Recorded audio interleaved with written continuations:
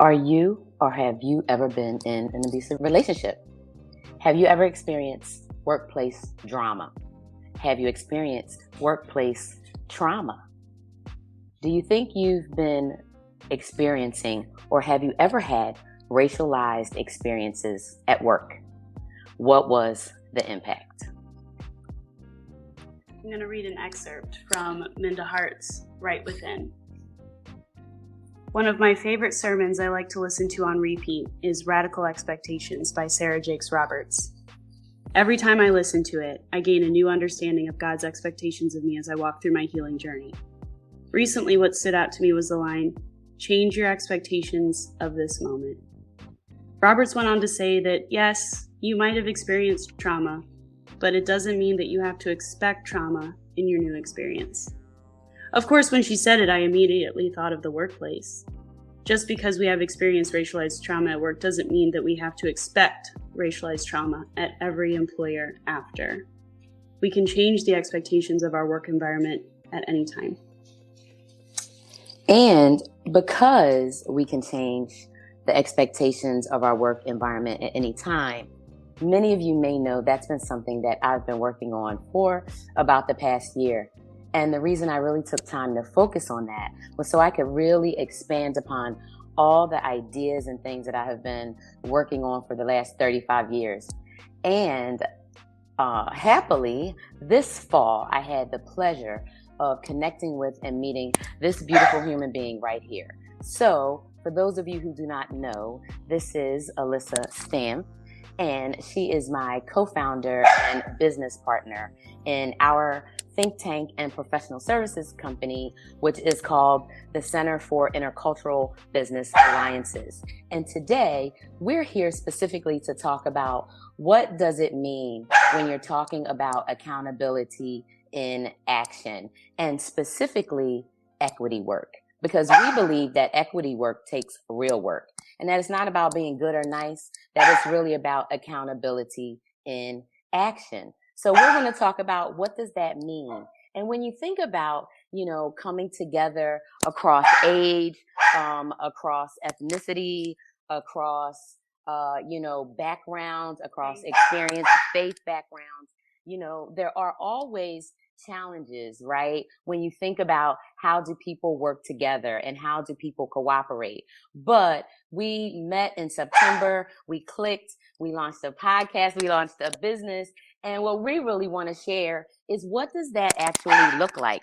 What does it look like working together? So I'm going to turn it over to Alyssa to get started so I can get the dog to stop barking for a second, and then we'll take it from there.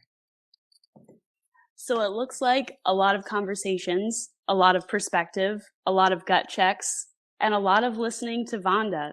I know that I do not understand the lens with which she walks through the world.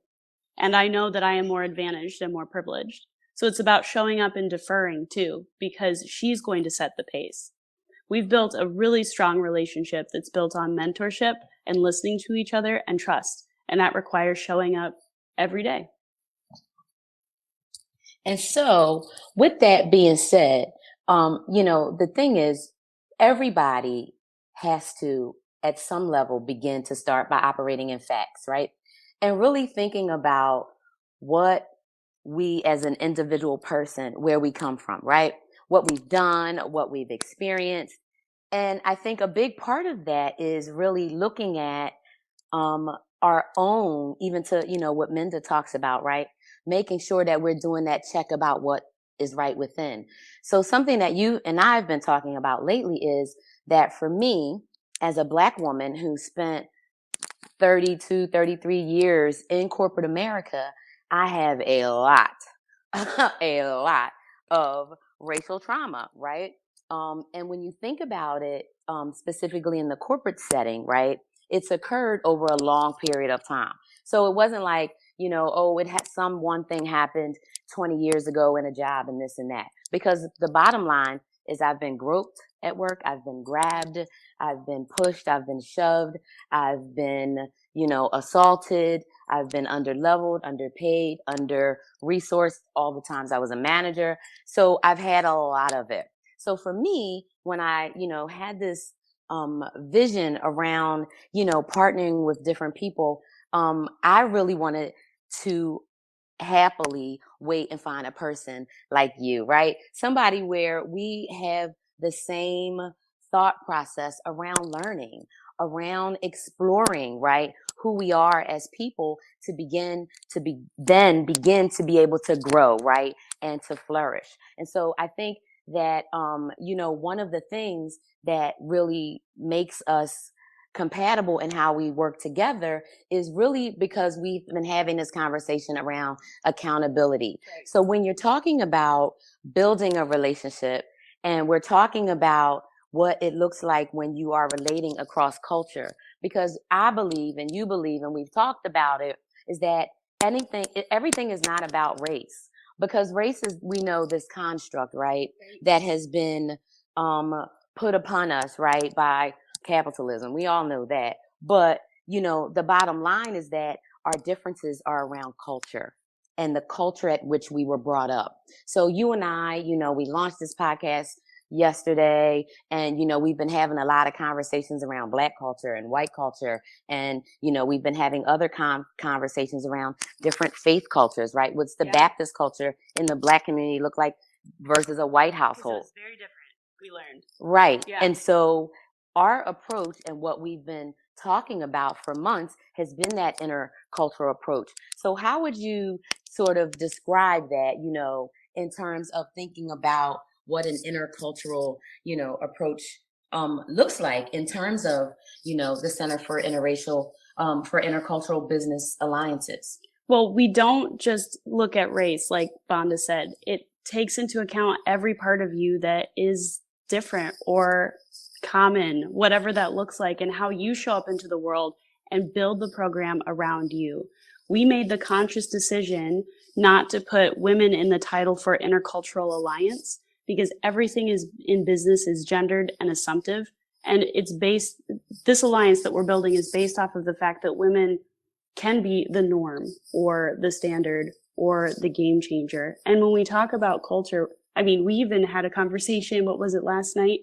And we realized that we had completely different definitions for a word. It was backpedal. Yes. Yes. Oh my God, that was so interesting. Okay, let's talk about that. Here. How did we get on the conversation of backpedaling? Was it something we were watching on television? And I think I said, a person that backpedals, the way I use the term is that they are going backwards. They're traveling in reverse. So maybe they started to do something or started to say something, but then they pedaled back. So if you think about like the pedal on a old school bicycle where you can brake when you pedal back. So it's like shift your brakes. But when you were saying about pedal back, what did you mean? It was more about a commitment for me. So like if someone made a commitment and then like backpedaled, they like stopped making that commitment is essentially what it meant. So even just within American culture and two different people from two different generations in two different parts of the country, one word can have significant impact if you're making assumptions about something. So our goal is to find out the leader that is within you and help you carve a path that matches that so you can strategize before you soar. Yeah. And so if you think about, right, asking people, about when was the last time they really had, an impactful conversation, right, about culture and change in an authentic way. How were those conversations held, right? How was space held for those conversations? And what were people allowed and free to say?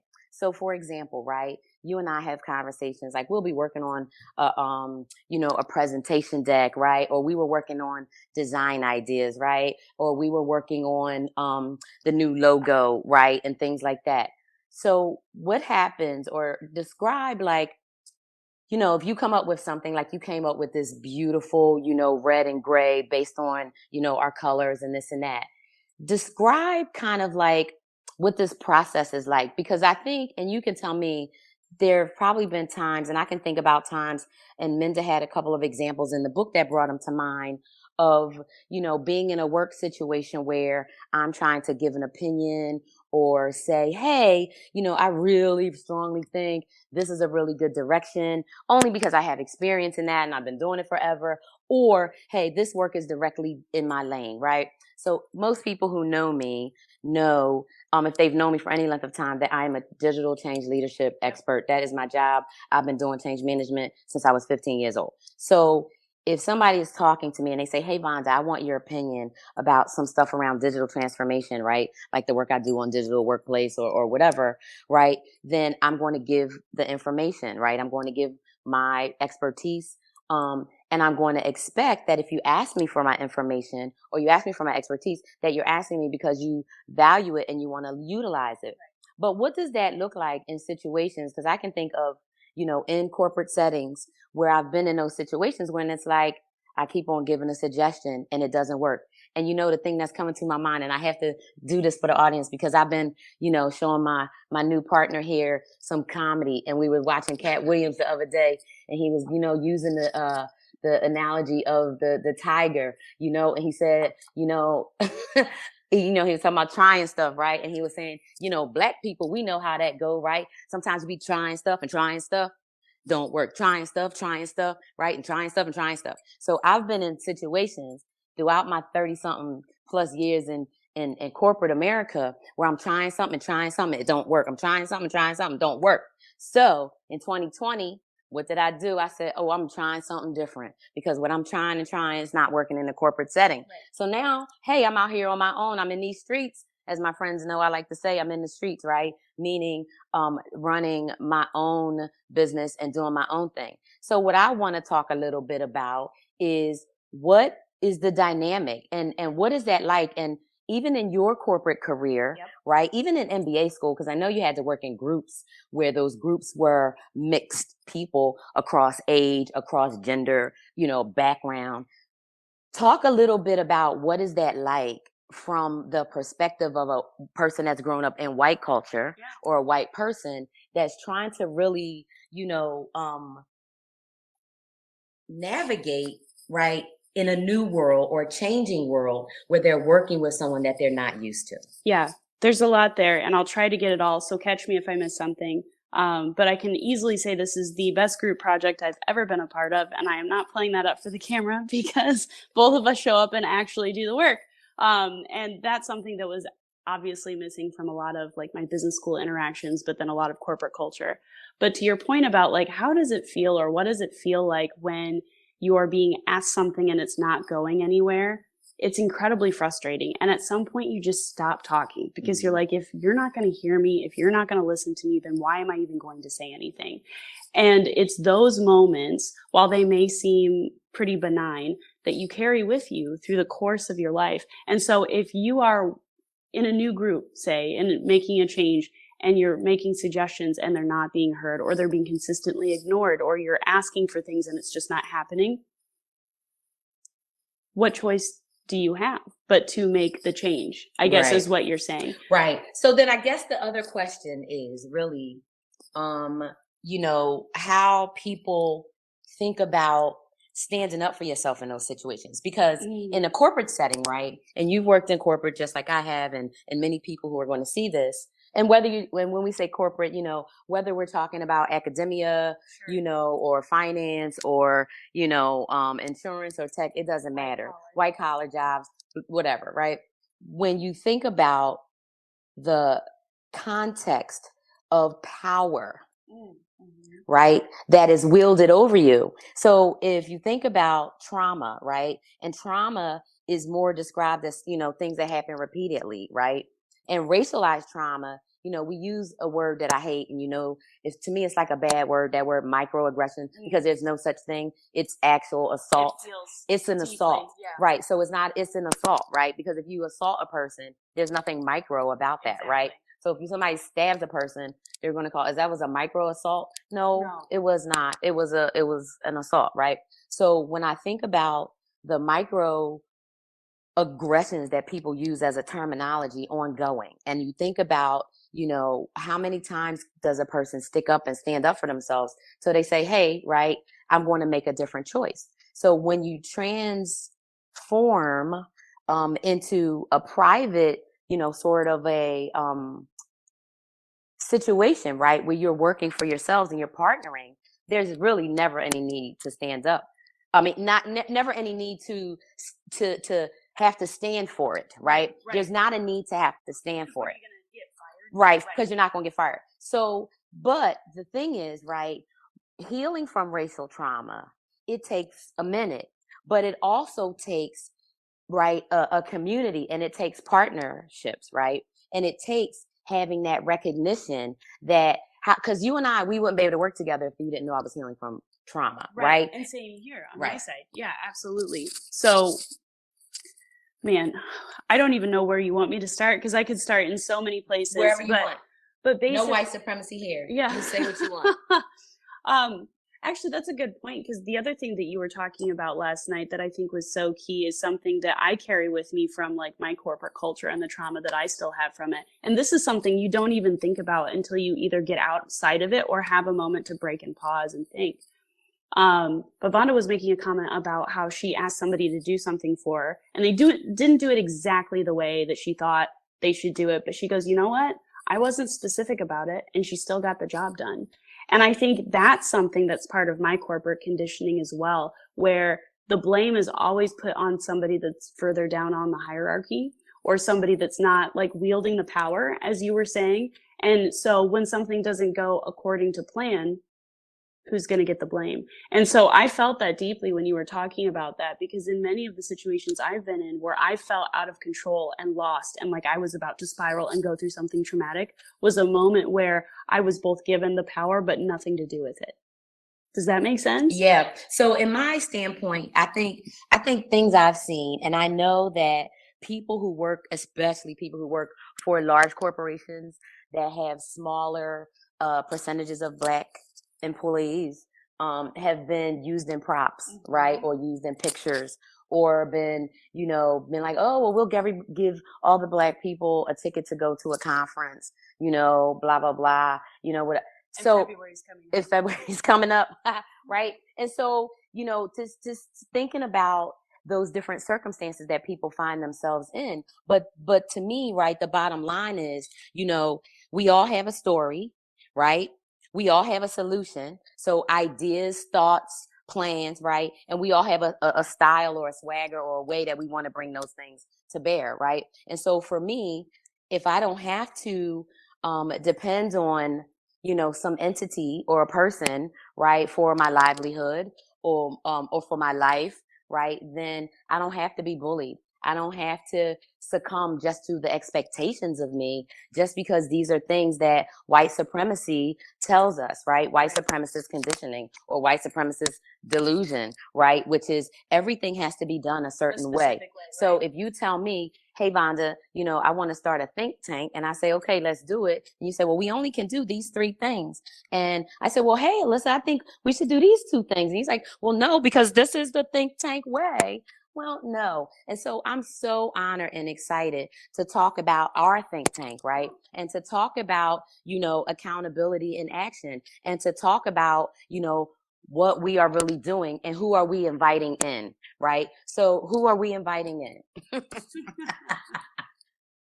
Well, the short answer is leaders. But that could be somebody that's an emerging leader, maybe somebody that's towards the beginning of their career, all the way up to, the C-suite. And they've been here in corporate America as long as you have.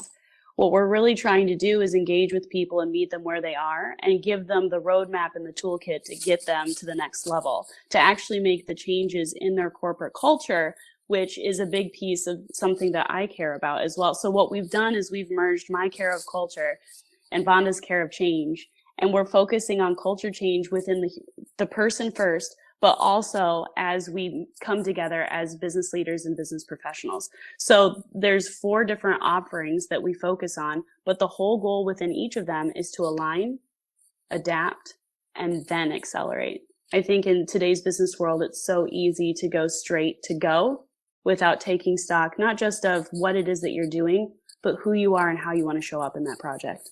And so I think that, what is so cool about, this work that we're going to be doing together is not only that, we're on a path, right? Because we just met in September, right? And we was like, okay, let's get some legal agreements in place.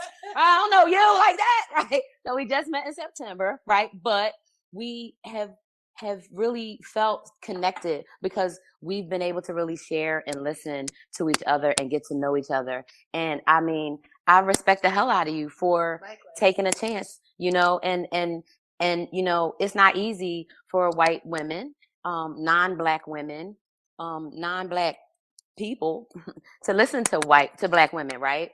And I think about that quote, from Malcolm X talking about, the most disrespected, unrespected, unprotected person in America is a black woman, right? I mean, and that experience transcends work and other things, and we know it transcends all of the markers and all of the statistics, right, around socioeconomic markers, around health markers.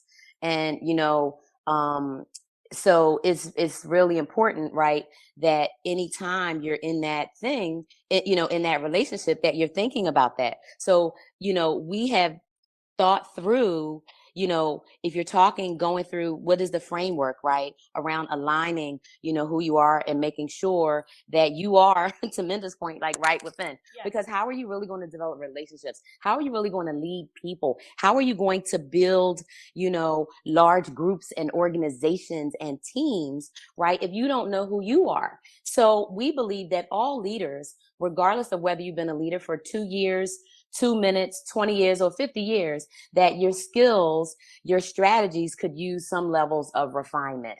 So you're already going to bring to the table what you have, right? So in the industry doesn't matter, but those special skills, right? Those savvy steps and those really specifically sound, strategies that are tied directly into your background is really what's important, right? Yep. We are going to also really be focusing on doing these private symposiums. And those will be specifically for leaders who say, okay, well, I have a team of 10 or I have a team of 12 where I really want to bring these people in, and we want to be on the same page when it comes to culture, when it comes to change.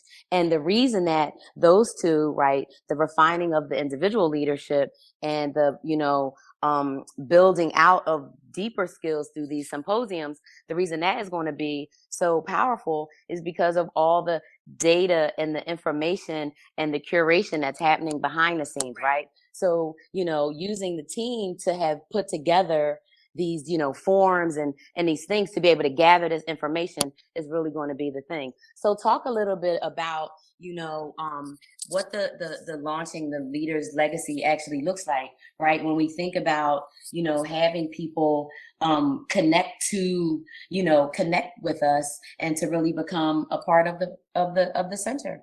Well, I can't go into specific detail because everything is going to be tailored to you as the individual. So That's the part that's really going to be able to set this apart from something else that you might see in the marketplace. And I want to talk about something that you referenced because you were saying navigating through change. And I would be remiss if we didn't talk about the Great Resignation, the fact that we have a pandemic. I mean, how many outside forces do we need to have before we recognize that we're all kind of navigating through something really difficult right now, and it might require more of us in this moment than autopilot. And so that's what we're really doing, is we're taking you from the part where you've hit autopilot and you've just been doing it for 5, 10, 15 years, because that was me before I did my work, and then moving it to the place where, okay, I know who I am now as a leader, and I can set a boundary here, or I can do this, or I can call on someone in my team to do this and actually get comfortable delegating. There's a lot of different facets that can go into it. And you hit on private symposiums, which again will be curated to that organization or that group. But I know you specifically want to talk about the public symposiums that we have, because you have a really special announcement to make. Yes. So yeah, I am super excited. I was hoping to have this finalized, for Martin Luther King Day, but I don't know, I guess in my, excitement to kind of be out of corporate America, I forgot that people don't work on Martin Luther King Day.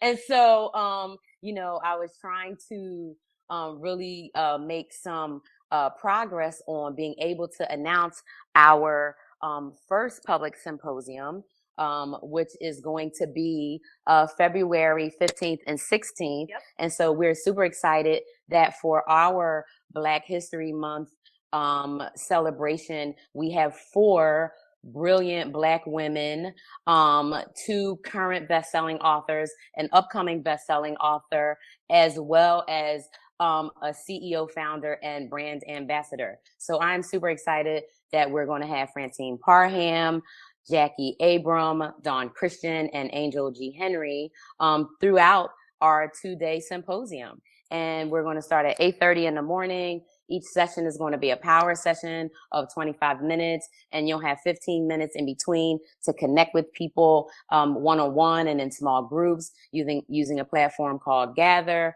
And we're going to have full recordings available. And so, it's when you think about, really giving businesses, right, business leaders specific tools, right? Because that's what it's about, right? Because there's all kinds of tools out here, whether you're talking about tools to help people, really address and move the needle, I guess, if you will, on different challenges that they're having regarding culture and change, because that's really what it is, right? Because if you want to talk about why people are resigning, right? Those things, it's not just Black women are resigning, just mothers are resigning, just millennials are resigning. It's not. It's people are fed up, right? And it's really looking at what type of culture, right, do you have within your organization, right? And is that culture going to keep the people there, right? So if you have a command and control culture that people don't really want to, be a part of, it's going to be more difficult and more challenging. And so helping, have those tools, and especially, from the experts that we have, right? So Francine, her whole background is career advancement, and she's been working with C-suite, executive level people, especially in the chief people officer space, chief financial officers, CEOs. She's been doing that her entire career, and specifically coaching Black and women of color and women on career advancement strategies. That's her thing, right? And so she's going to be talking to these leaders about, okay, Mr. CIO, here's some things you need to think about from a sponsorship program, because it's your job, right, to really help propel and advance women's careers within your company. Otherwise, to your point, they are going to leave, right? Yeah. And so when you think about, the resources and the folks that we're going to be, partnering with, those who are going to be joining, the center, I mean, I'm just, overly excited. And, they're going to have access to all these speakers, to the authors, to the artists, right? And to leaders in this environment that's really going to nurture that, right? And then, the final thing that we're going to be doing, which I think is just, it's next level. And so, talk about these intercultural alliances and even how this is phase 1, right? So introduce that. Yeah, so we already read the tagline for Intercultural Alliances, and it's a space for women. And I put the X in women here because we're including people that are feminine presenting, or that, or trans women, or non-binary folks. So Intercultural Alliances is a space where, as Vonda says, we're exploring intersections of faith, age, sexual orientation, race, ethnicity, and ability. It's not just one aspect of who you are, it's intersectional. And so I think this is what you've alluded to. We've already had international interest in what we've been doing. So it's not just going to be located here in the US, but we've already started plans to expand to Europe and beyond, which I think would be really cool to build a network of really powerful, creative, intelligent professionals and leaders, specifically women as it pertains to this. Absolutely. Absolutely. And, I'm just really excited to be on this journey, right? And, one of the things that I think, would be helpful is to maybe talk about, what fears or struggles or, things that we're anticipating. I think for me, I think definitely taking that leap to, leave corporate America, in December of 2021, I think that was, probably anxiety producing. But, it's something that I've been wanting to do for years. And, I just needed to get my kind of, roadmap figured out. And so now, every time I think about the type of employee that I was, right? When I was given 299%, right, to every employer and staying up late and coming in early and, flying here and flying there and taking on all these projects and taking on this work. And I said, well, I should be doing that for myself, but I should be doing it in a way that's living with my values, right? And I should be doing that in a way that aligns with the person who I am. And so what I know for myself is that moving forward, right, that we want to try to get as many people involved in CFIBA. And so it may be, anxiety producing. It may be, I don't know, scary. We might get stressed out at times, but I'm on for the ride and I'm excited to do it with you. So tell me what you think, about what this journey looks like. And take your time. And I want you to also talk about, if you were, I don't want to say making a recommendation necessarily, but if you were sharing, with another white woman about your journey so far, maybe, sort of close us out with that a little bit and talk about, what this experience was like. What are you expecting and what are you Right. looking forward to? Well, you and I have been on our journey since September, as you mentioned. And for me, that journey has been, I feel like I've known you a decade or longer because we've had that many conversations. And when we're not talking, we're sending each other voice memos. And my husband can definitely attest to that.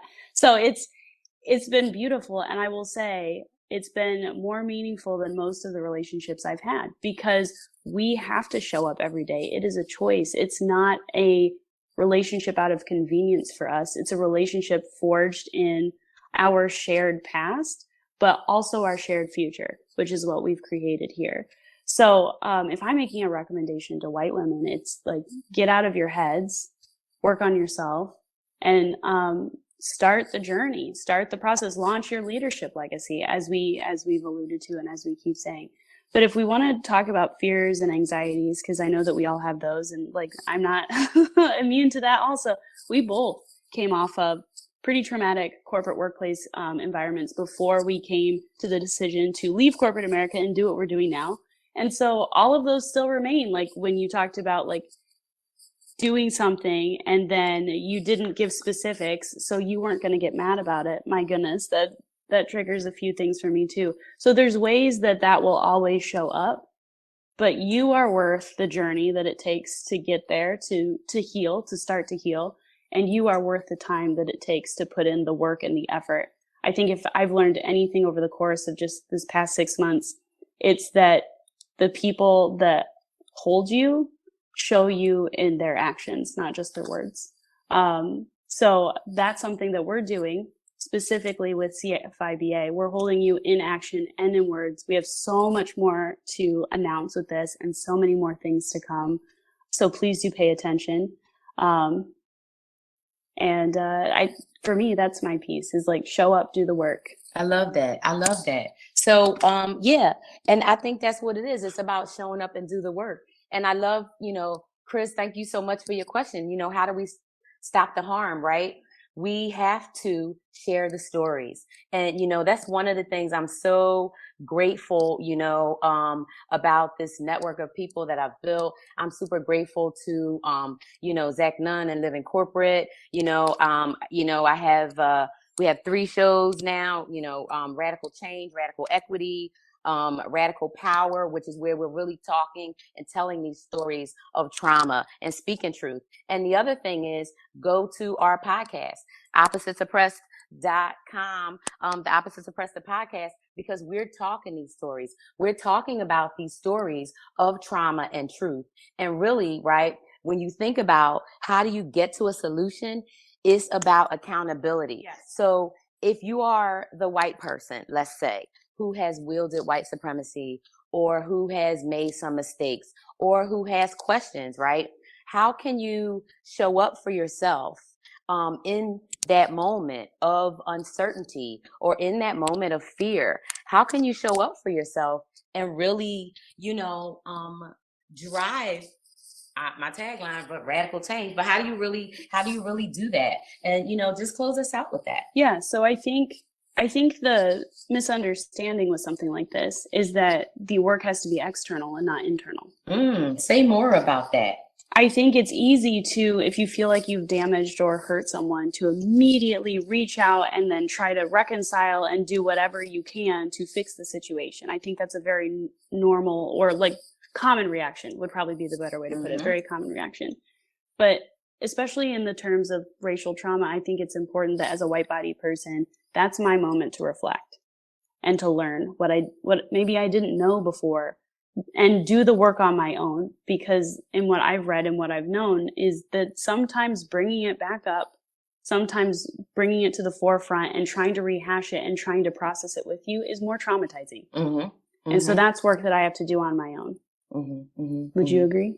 I would agree. And I think one of the things, and we talked about this on one of the episodes of Radical Change, where we talked about, having these conversations in a space where you feel okay and where you feel comfortable. But that really starts from a position of trust.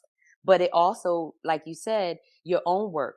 So, it's key to know where you are in your work. And maybe that is like, something to help people think about. So we talk about, in relationships and connecting. And I think that's key. So, right, Chris says, in a relationship, you can connect around cleaning up, but it has to include trust and consent. Right. And that's the thing. So as an individual person, right, I'm not going to consent for anybody to mistreat me. If I say, hey, here's my suggestion, here's my point, here's whatever, we are both equal. So there would be no reason for you to say, well, I'm not going to take that point into suggestion. But the other thing, and we can really talk about, leveling up, is, when you go into a business, you should have agreements with people. And those agreements not only talk about, things like, who's going to be doing what and what roles are, but how many hours a week are we going to work together? And when are we going to have meetings? And who's going to be in charge of technology versus who's going to be in charge of finance, right? And so all of those things, I think, too, are areas where you could have, areas of potential conflict. You could have areas of difference. But here's where, again, if you've done your work, because, I'm quick to say, well, hey, here's how I'm this and that. So like me asking you every 5 minutes, do you need anything? Do you have anything? Because I'm always checking on you, because that's my trauma response, right, is to make sure everybody else is okay. Because when I was a kid, it wasn't too many people checking for me, especially not when I was home, right? But to your point, right, around what does feedback look like? What do standards look like? Right, those things are key, And so when I think about, how to, how to really look at that, right, and using it, we want to make sure that we are using standards, right? And that's why we are coming from the standpoint of align, adapt, and accelerate. And we're going to do that not only in how we think about how we're going to, run the Center for Intercultural Business Alliances, CFIBA. So thanks, everybody. Take care.